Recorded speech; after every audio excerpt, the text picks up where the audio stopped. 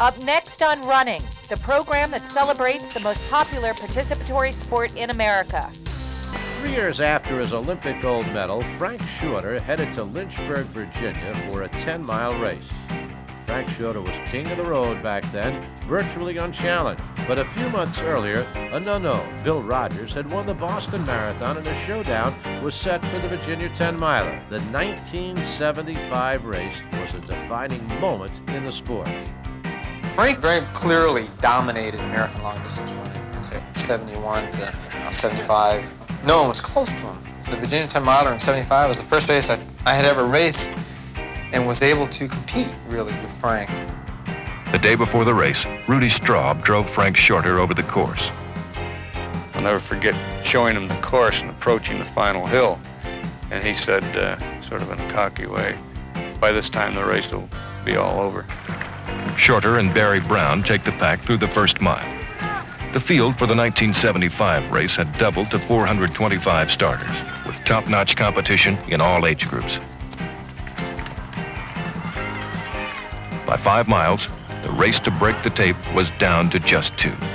So during this race, he had pulled away from me, and then I had pulled back and caught him again, which really got me rolling. And I had a feeling that maybe I could beat this guy. I felt really strong. I started to push against him, push the pace, and to worry him a little. And then I asked him if he'd like to tie. And Frank kind of didn't respond. And after a little while, I think I asked again or something, he said, yeah, I guess so, or something like that. You know, I said, okay. So we came across the line, and we kind of both grabbed hands, signified tying. But they, according to amateur rules, you can't tie. You have only one winner. And they gave it to me. Usually they would probably give it to the more well-known runner. I don't really know why. That's very strange. Well, what made you make the decision, really, that you and Frank were going to finish in a tie? Well, because I was kind of afraid that he might beat me. Very easy to answer.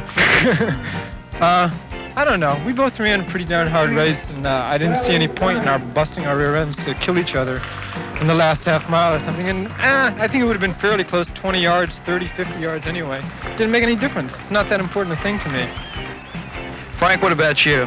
Yeah, I feel kind of the same way. He raised the question, and I kind of didn't want to do it. I ran along for about a quarter of a mile, and then I turned over and I said, yeah, okay, I'll do it. And I don't really care how people take it, as long as they don't let their egos enter into it to the degree that they don't give us identical times. They can call the race, and they can pick one of us to win, but I'll be a little mad if they decide to give me a 1 second back on the time. As long as you ran the same time, that's all I care about. The Shorter-Rodgers tie at the 1975 Virginia 10-miler, a Running Times magazine golden moment.